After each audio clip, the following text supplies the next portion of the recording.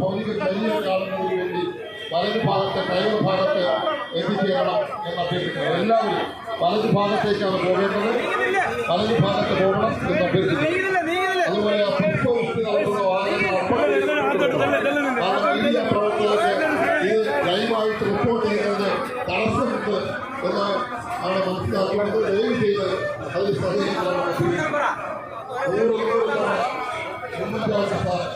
കടയമംഗലത്തിൽ നിറയോടെ യാത്ര ചെയ്തു പുൽപ്പള്ളിയിലേക്ക് നടത്തിയ യാത്ര, ആ യാത്ര ഇത് അവസാന നാടിന്റെ അഭിമാനമായ മലയാളികൾക്ക് എന്നും ഓർമ്മിക്കുവാൻ കഴിയുന്ന ഒരുപിടി ചരിത്ര മുഹൂർത്തങ്ങൾക്ക് നേതൃത്വം നൽകിയ അടയാളപ്പെടുത്തിയ കേരളത്തിന്റെ വികസന സംസ്കാരത്തിന് കേരളത്തിന്റെ സമാധാന